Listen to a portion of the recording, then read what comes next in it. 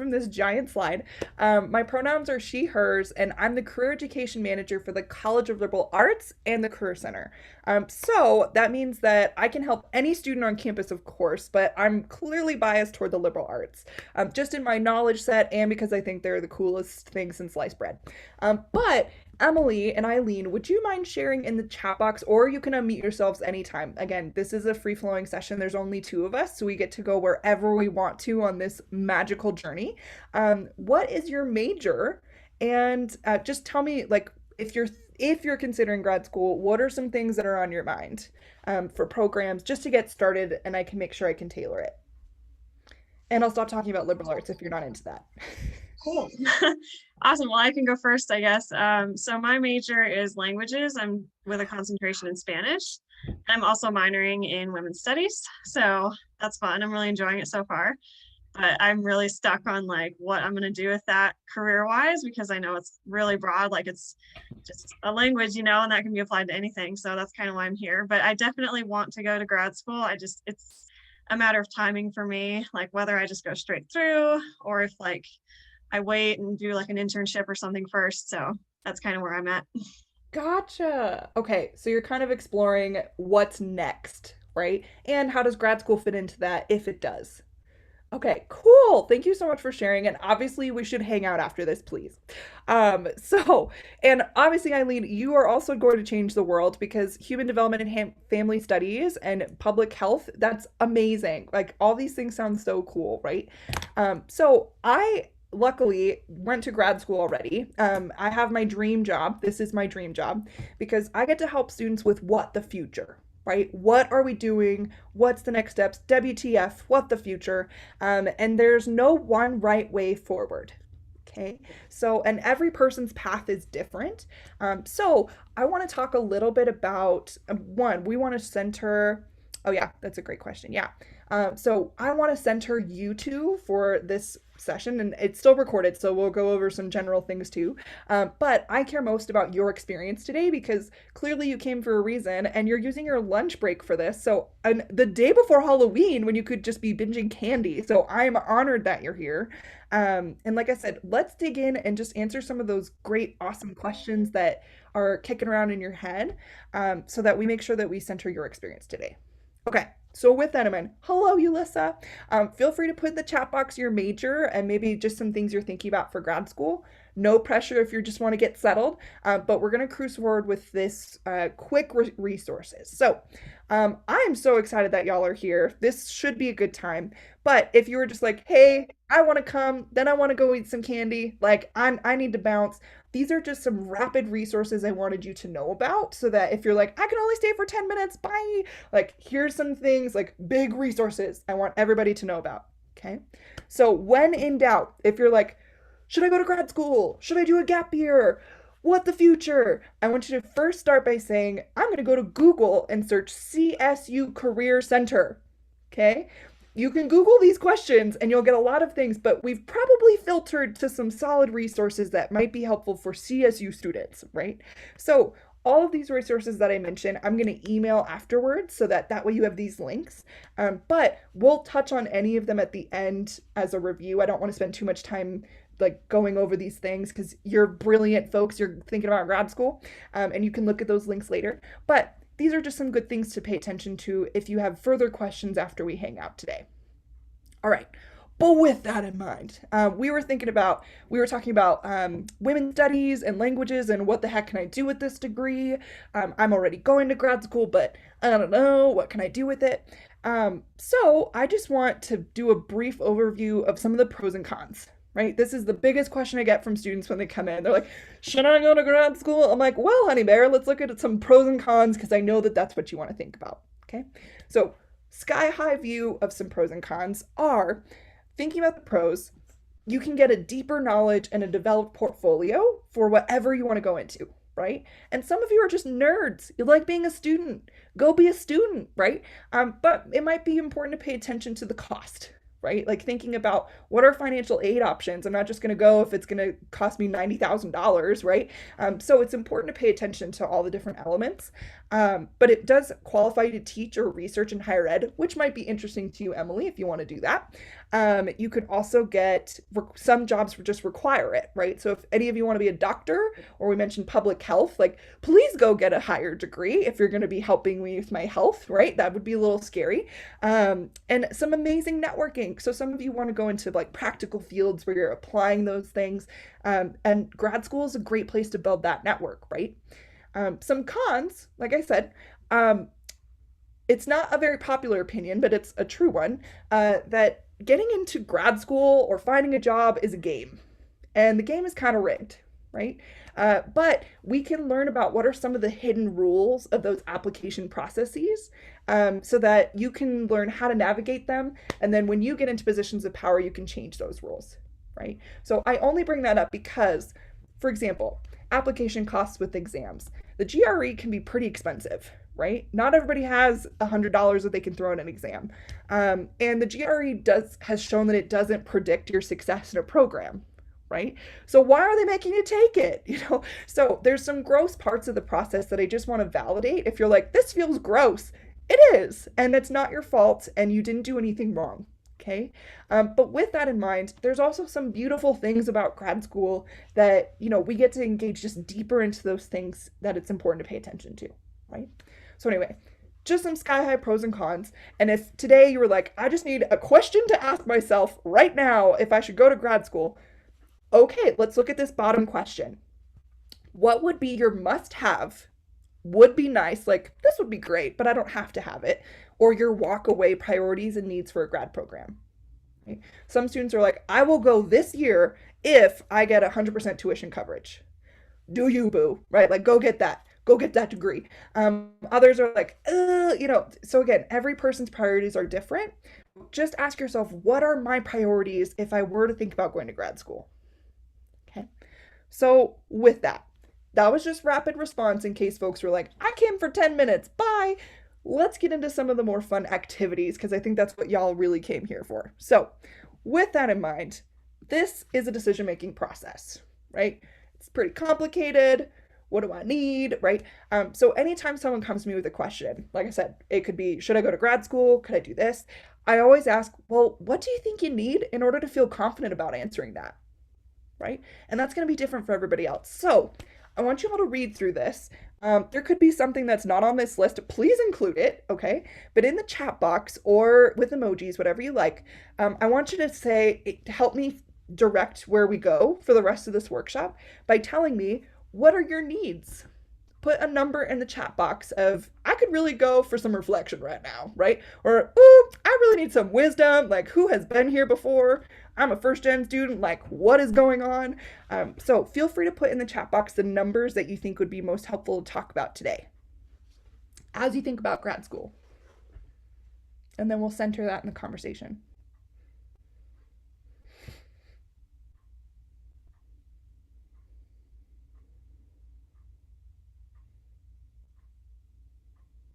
And there's no wrong answer. You can private chat me if it feels awkward. I don't think it is.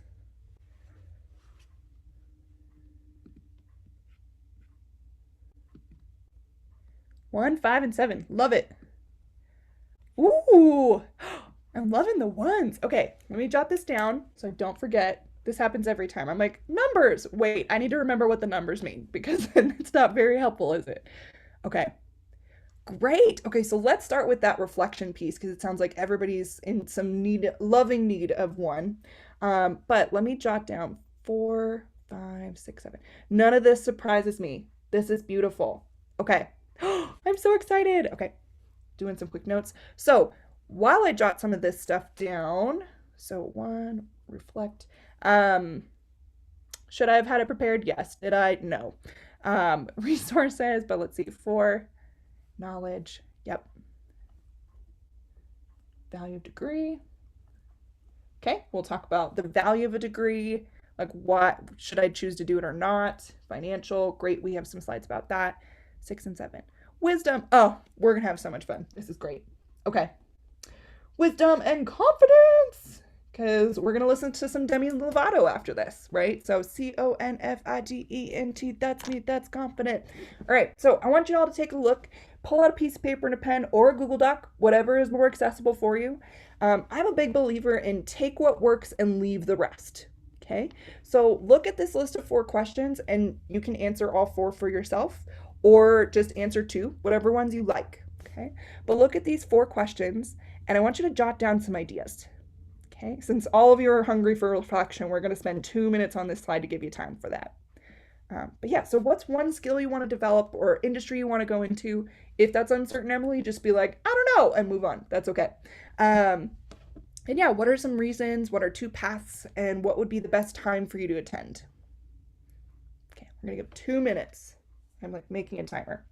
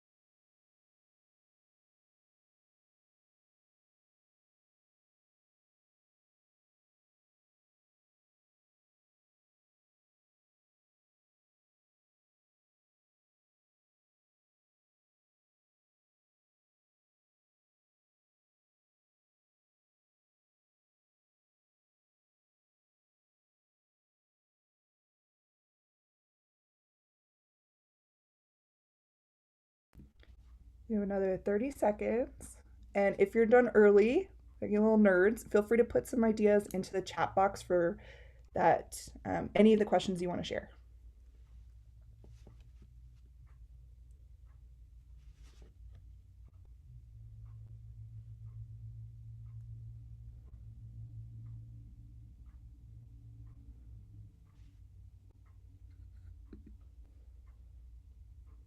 Or unmute yourself, so there's no pressure.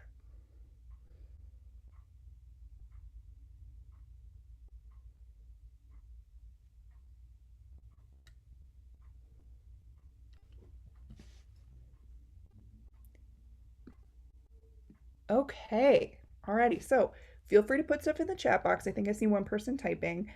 But if, well, again, so usually I do breakout rooms, but I wanted to see how folks are feeling about Zoom fatigue. So if you're like, I just don't want to, I just want to listen, that's okay. So maybe you can give me a thumbs up if you're like, I'd like to do a breakout room to talk about this with somebody else. And don't put a thumbs up if you're like, I don't want to.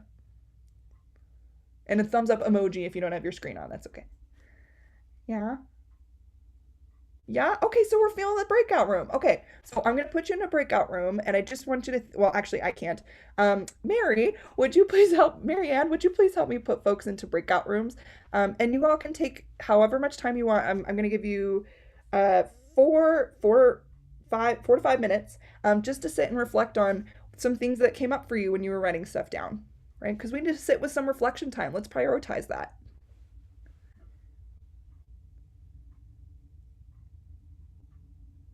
Give me one moment as I create a breakout room. Sure.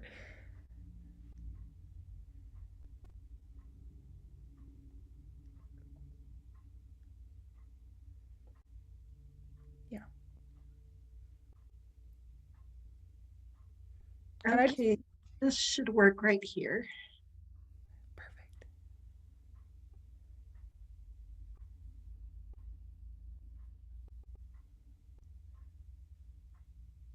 Yay. And if you're not able to join because you don't have the tech, it's okay. We can also just hang out and talk here. There's no pressure.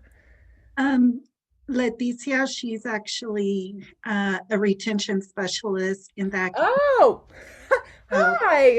I'm so glad that you're here. I just put the 3 students in one breakout room. Perfect. That way they can just chat it up. Hmm. Yeah. Oh, and if you don't want to record their breakout, we'll pause the recording because it will record them in their breakout room. Okay, I will go ahead and pause. This lady's wasting my time. Like, fill me in. Oh, wait, before we turn the recording back on, let's pause it real quick just so folks can share and feel okay if that's that way we can just dig into the good stuff. Thank you. Okay. So we just had some beautiful reflections about like how we don't want to leave college, right? Like this academic experience we love and just the social aspect of it.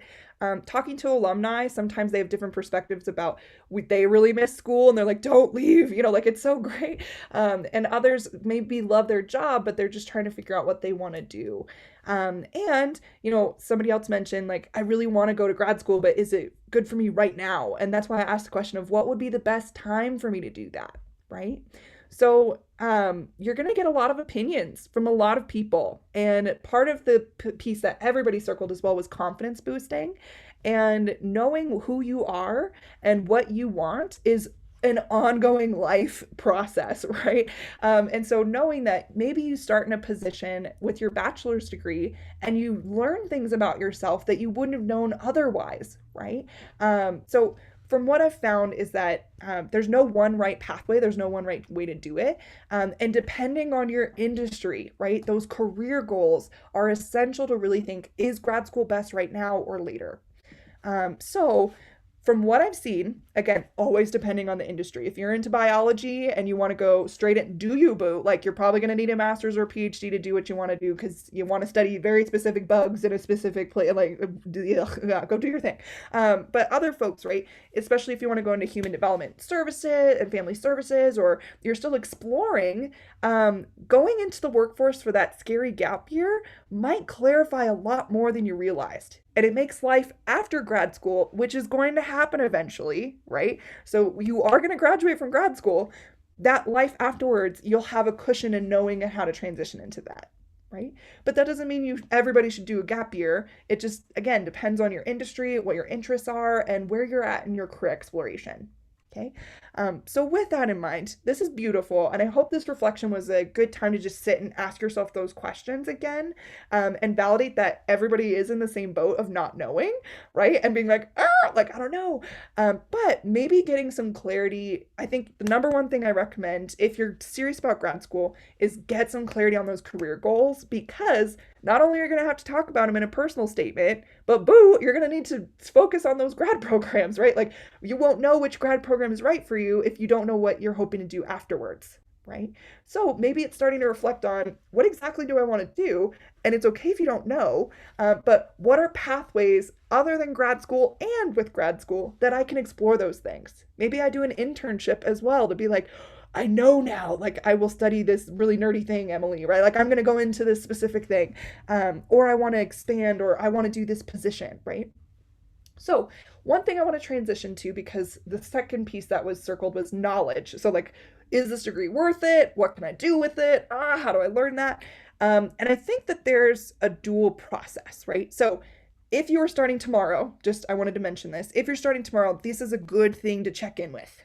Okay, talk with faculty members because they've probably gone through a grad program and they might have some insights, right?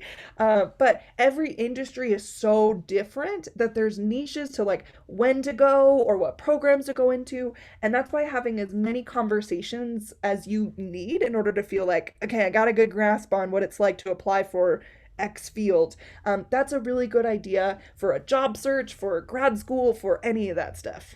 Okay, so this is feel free to screenshot this if it's helpful. If you're like, I just want to do it, I know for sure. Like Eileen was like, I'm going to grad school. Like, great. Screenshot this, make that program list, do you boo. And again, I will send the resources afterwards for the application process itself. But since we're still in decision-making land, let's go to my friend LinkedIn, because I think it'll be a helpful resource to hit on knowledge and wisdom at the same time. And it also can help you explore, wait a minute, what what did people do with this bachelor's degree if I don't want to go into grad school? Like maybe you have an epiphany, you burn out at the end of the semester. I don't know what could happen, right? So knowing what all the different pathways are, it's amazing to hear a story from a real person who's gone through it, right? And to start seeing some trends when you start looking at different profiles, being like, all these counselors have a degree. I might need to get one of those at some point. What does that look like, right? So let's take a peek over there. And if you don't have a LinkedIn, you are not doomed. Okay, you're just fine. I didn't have one when I graduated, and I am living and breathing. I'm just fine. But I do think that it might be helpful for you as one action step you can take to explore. And if you want resources on that, I'll share it. I have a whole profile checklist. It's just like any other social media platform. Okay, so we're on LinkedIn, the magical land. I searched Colorado State University in this search box up here, and it took me to this page. Okay, now when it takes you to this page, you click alumni, and it shows you 194,000 alum who at some point went to CSU in their career, and now they're on LinkedIn. What? So if you're like, I don't have anybody to talk to in my field, I'm like, that is a lie. Look at all these alumni. You are lying to me. Okay. So if you're exploring, so let's say, Emily, you're like, what would I even do? Like, what kind of master's programs are out there? Great. Let's go to next and hit what they studied. We'll hit add. Oh, wait, hang on. The chat box is blocking it. We'll hit add and type English languages and literature. Great. 3,000 alum who majored in that. What?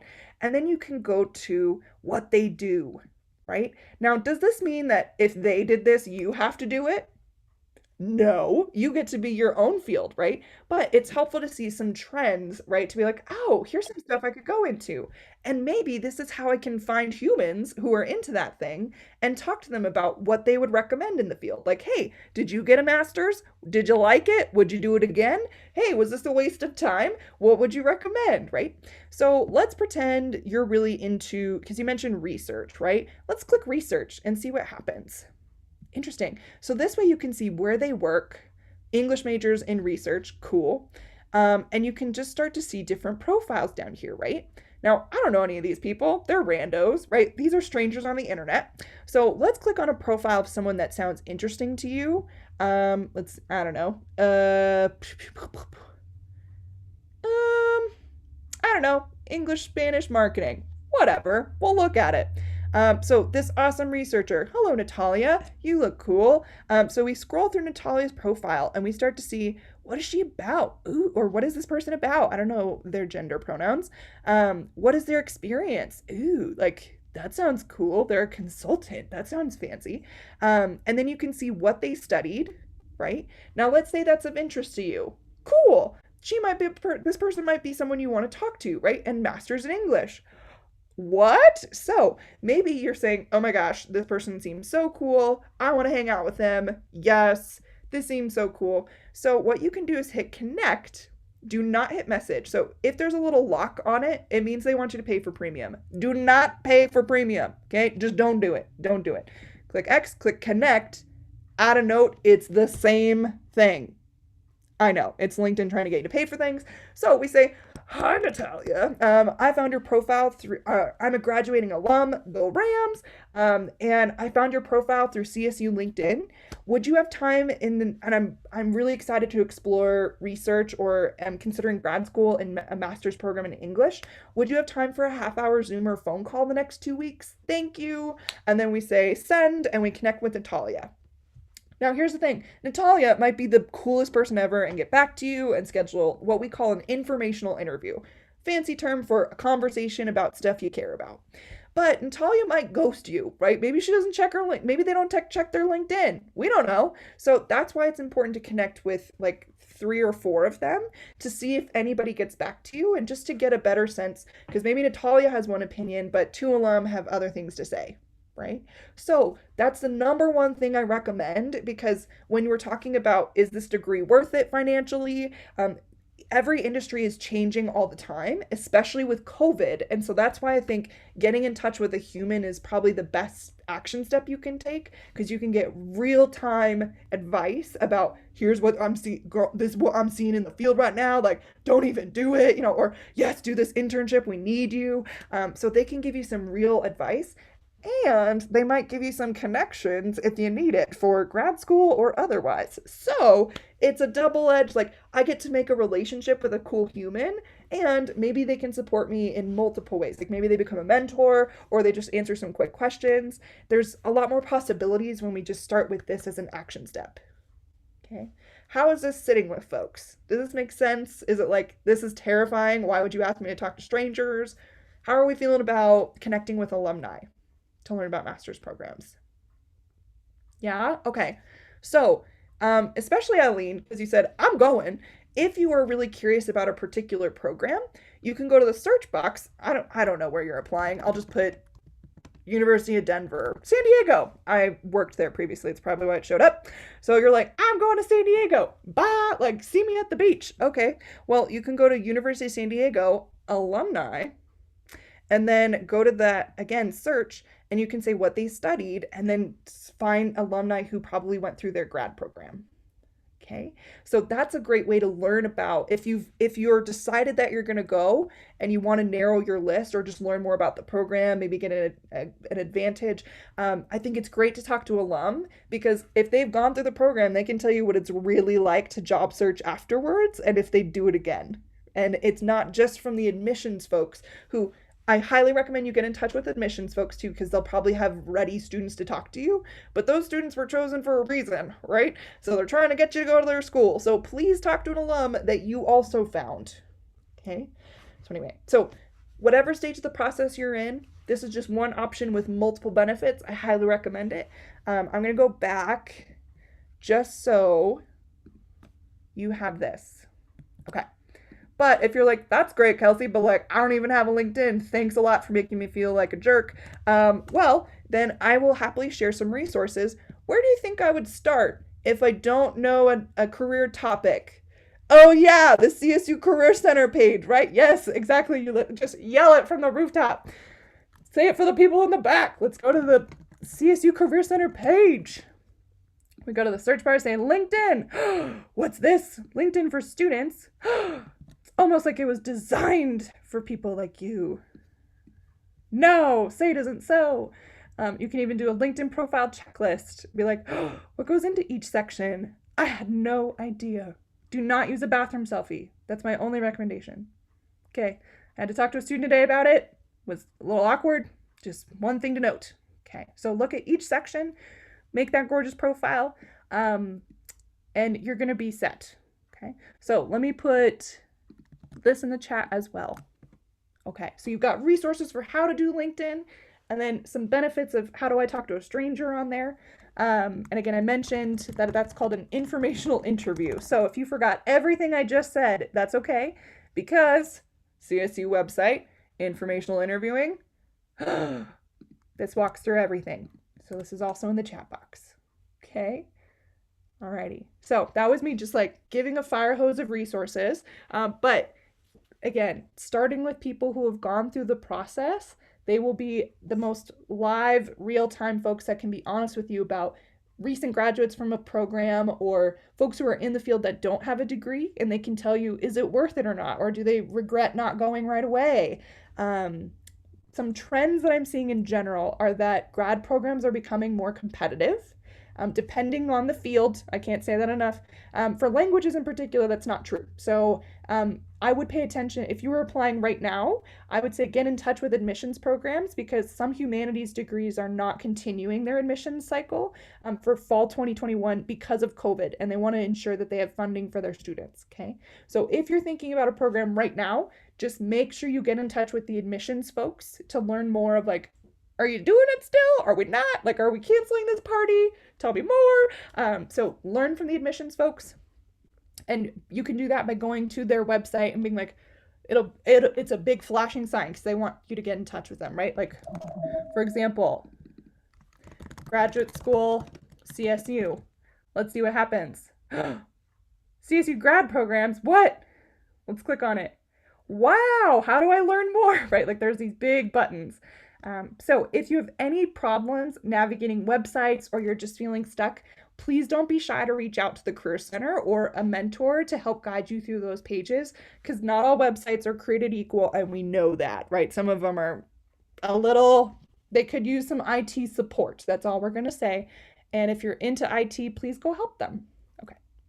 So, I hope that was helpful just in terms of knowledge and building real time connections in the field, and learning about, is this degree worth it, from people who are actually experiencing it. If you want more objective data, I can show you pages with the Department of Labor and things like that. But it's really not that helpful, especially during COVID when everything has changed and they're like, do you need a degree? Do I not need a degree? So please talk to folks who are in your field of interest. And if you're still exploring what that is, come hang out with me, please, so we can ask bigger questions. So that leaves us with confidence boosting. But, oh, wait, one more. One person mentioned financial aid. So let's go to that slide just briefly. But then I wanted to wrap up with a financial aid piece. Any questions? Because I've talked a lot. Any questions about, again, getting in touch, learning if this degree is worth it, or any specific questions about your degree program that I might be able to help with? I know I've been talking a lot.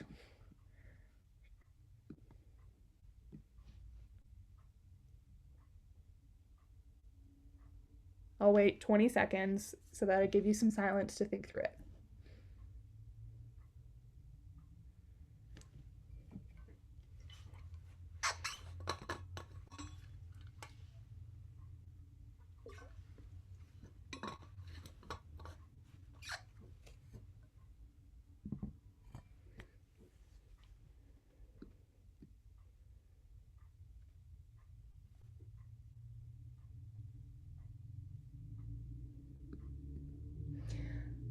Okay. All right. Well, let's go take a peek at just a couple things to note as well, especially since there's some folks with different interests. There's lots of different program types and they offer different pathways, right? So since some of you seemed a little bit informed, I won't go too far into this. But for example, an MFA is a terminal degree. There's nothing beyond an MFA that you could get if you were going into the arts, right? Or if you wanted to teach in the arts. So for example, like creative writing or other pieces of writing, that could be an MFA, or dance or any art, any of those factors.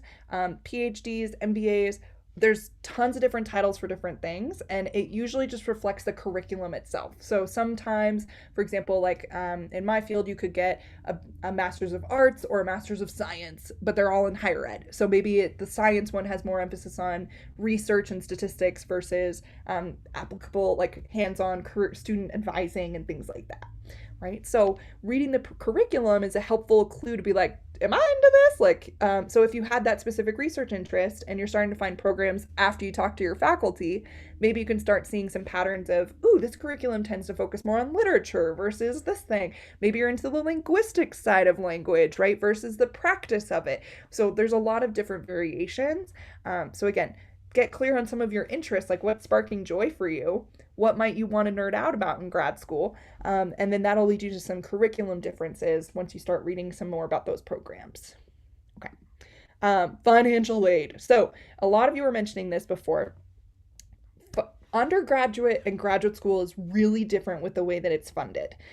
So for example, in grad school, there's a lot of different ways that you can earn money. And depending on your field, like HDFS, for example, if you're doing a social work, like if you were doing social work as a practicum, that might give you a stipend, right? So that it covers your tuition and it gives you a stipend. But again, every program is going to be different depending on what the field is and for COVID. And that's why I said get in touch with the admissions folks if you're certain you're going, because their funding might have changed and I want you to make sure you're informed about that. A lot of times you won't know what financial aid you're going to get until you get an offer. Like if you're invited, they'll be like, great, you're accepted and here's how much money you're getting, so that way you can make a decision. So it just might be good to pay attention to when you're making a decision, maybe between programs, like what scholarships do they offer? Do they have a TA-ship? Do they have a grad assistantship where like a grad assistantship might be something in the field or in an office in particular. They take different forms depending on the industry. Okay, but don't be shy about asking questions about this because you don't want to pay for grad school. And if you're going to get a PhD, do not pay for it, right? Like, So learn about those options, talk to them. And it's okay to ask them this of like, how competitive is it? What's the guarantee that I'd get an internship slash grad assistantship that'd cover my tuition? Don't be shy about asking that stuff.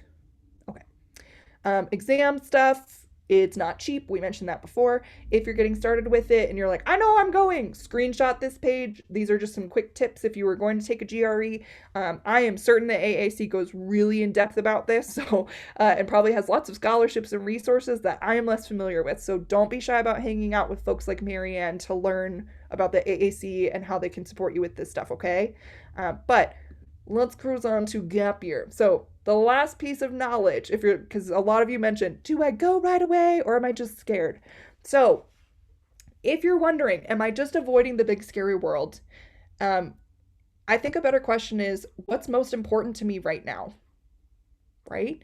Now, again, if you're going in because you're terrified and you have no idea what you're going to do afterwards, right? But if they're like, we're going to 100% pay for it, so you have 2 more years to figure it out while you're here. I mean, like, what's the worst that could happen, right? However, if you don't have any relevant experience before going to grad school and the program doesn't have opportunities for you to gain experience, you're going to be graduating and maybe be a little bit overqualified depending on the field, right? If you're going into teaching, you're probably going to have a teaching assistantship, right? So that's why it's important to just pay attention to a balance of, could I also get some experience that would make me more qualified for something? A lot of folks, it's less common, but a lot more industries are saying, if you have 5 years experience in the field, you don't need a master's, right? So there's just different variations of depending on what you want to do afterwards. So that's why we start with that career goals piece. If you're like, Bo, I'm scared of it because I don't know how to find those things, please come hang out with us in the Career Center, because I hope that that's, if the fear-based decision instead of an informed decision, come on, like, make that, like, build your courage to lean in and say, like, okay, I don't know, let me get a little bit more informed so that I can make an educated decision about if I'm going to do this gap year, let's do it right. And there's no right way, I should clarify that. Let's go all in. Let's just put it that way. Okay. So these are just some things to check out. If you're like, maybe I want to be a teacher, but I don't know, like, maybe you should teach and try it out. And if you don't have the credential, working abroad as a teacher, maybe not during COVID, but for now, would be a great idea. And there's tons of resources on Education Abroad's website that I can, again, all these links will be in there.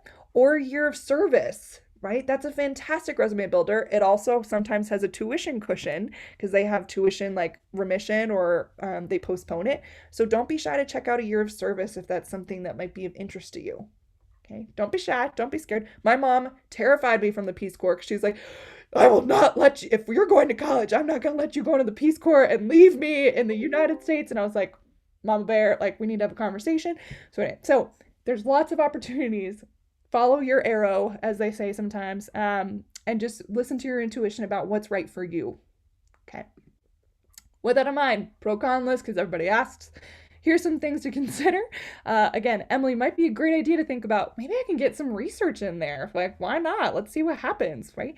And just explore those options, because also you are far more competitive as a grad applicant when you have a little bit of experience. Right? So just thinking about, maybe you'll be more eligible for scholarships, or if your GPA isn't where you want it to be, a gap year is a great time to take some supplemental courses so that you can build up that GPA if you are struggling with that. So again, different things can happen. Again, you might lose momentum, but if you have a clear purpose for that year and a career goal, and you know that you can access the Career Center for an entire year after you graduate, come on, we got you, okay? So something to consider. If you're like, I'm going to grad, or I'm going to do a gap year, set a clear intention for yourself for that year. What is something I want to learn or gain during this gap year? And am I going to grad school? Because if so, let's do it. All right. So these are some things you can consider. Maybe all of you can write that down too, of, if I took a gap year, what would I try to gain from it? What would be awesome? Because some of you might apply and not get in. I know it wouldn't happen to any of us because we're super smart. I know. But in case there's a totally valid parallel plan, right? That's like, hey, I could also do a gap year and it could be super cool. So just something to consider. I talk to a lot of students who don't get in and then they're like, I'm a failure. I'm like, that is the absolute opposite of the truth. So, okay. With that in mind, you are not alone. These are all the folks in your corner. I should have put AAC on here, like big bold letters up at the top. But these are different folks that can support you along your journey to consider grad school, apply to grad school. If you're graduating this December or May and you're not sure if you're going to go, talk to your faculty before you graduate. Okay, so just let them know, hi, please don't forget me. Also, like, I'm considering grad school in a couple years or a year or two. I hope we can keep in touch, and they will love that. Okay, because they love you all. I can't tell them. Ugh, like they get sickeningly excited when an alum gets in touch with them. Let me tell you, they're like, I just heard from an alum. Like, do you want me to have them for a panel? I'm like, no, we don't. We're good, thank you. We don't. So keep in touch with your alum. They care about, or with your faculty, they care about you, and tell them before you leave about maybe some of your intentions so that you can keep that relationship going. Alrighty, so I have an optional activity. It sounds like we still need to focus a little bit on confidence boosting, so we don't have to do this activity if we don't want to. But I do want us to focus on definitely the second question of that action plan, right? Like, or one action step, right? After all this stuff we went through, what is one thing that you can do to help yourself with this grad school decision before Tuesday, right? It's like one step that you can take by Tuesday to help you get ready for grad school or to help you make that decision. One thing, that's it. Not like a whole list, just one. Tuesday's not that far away. Yeah. Okay, and feel free to put it in the chat if you want to. Like, what's your one action step? Because you're 37% more likely to do it if you've written it down and shared it publicly. But I'm just an educator. What do I know? I can share. I definitely have a few action steps. For one of my classes, I'm doing a mock grad school application as my final project. So I definitely been thinking about this, even though I still have another year to actually do an application. Although as I'm learning, it actually is, the process goes by quicker than I thought it would. So I definitely have a few things to do and been a little bit overwhelmed, but I think I definitely want to start with doing more informational interviews. Yesterday, I was just like on a random school's website and learning more and looking at the current students. And I saw they have a student that did their undergrad here. And so I reached out to them, did a little stalking on like Facebook and Instagram and like tried to find them. So I definitely feel like it's scary, but I know a lot of people and I need to start talking to them more about like what they specifically do. Yeah, absolutely. And I think that's the scariest part is admitting it out loud, right? Because then it feels like we're committed to it and we can't change our mind. And that's not true. We're just alerting the people who care about us about what's happening in our lives lately. And you have permission to change your mind if that changes too. But having more people in your corner helps you feel less alone, at least in my case, when I have some clarity. When I invite people to the kitchen and I'm like, I don't even know what we're having for dinner, I get very overwhelmed. So thinking about, wait, when do I invite them and what can they support me with is an amazing action step. That's awesome.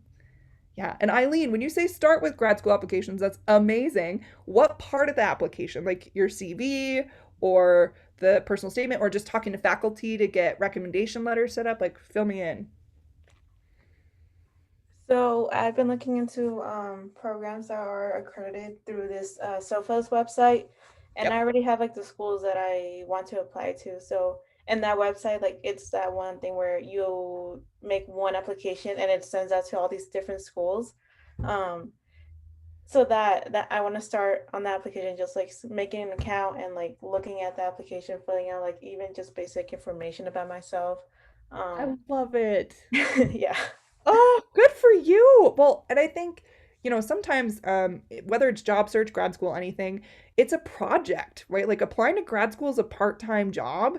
And so I like to tell students that they get to make their own job description for that job, right? What are your hours weekly? What are your responsibilities? And what's your timeline, right? So if you're like, hey, I know I need to apply by X deadline, let me work backwards and say, what's something I can do by next Tuesday, right? But what are my milestones of accomplishment so that I feel like I'm in control, which is a total fallacy, but it makes us feel better, right? Especially when nothing is in control. But having that sense of like a system for yourself, that's fantastic. And again, please come to the Career Center or the HEFS office has an amazing Career Center. So please work with them on those materials because it'll make it so much more efficient for you, right? If you don't toil for hours and then go, oh, I should ask for help. It's like, yes, and maybe we do it whenever you need to in the process. Yeah, that's one of the things my retention specialist at the AAC recommended I do. I love it. Oh, yes. Okay. Um, Emily, do you want to share anything? There's no pressure. Yeah, totally. I think for me, it's probably going to be doing more research. So like maybe researching different grad programs, and also trying to find out what people in my major have gone into after they graduated.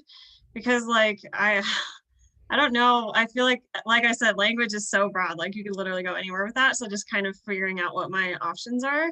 And then also maybe making appointments at the Career Center to discuss that with somebody. I would love to do that too. So those are Yes, probably what I'm thinking so far. I love it. Well, I don't know if you've heard of Marie Kondo.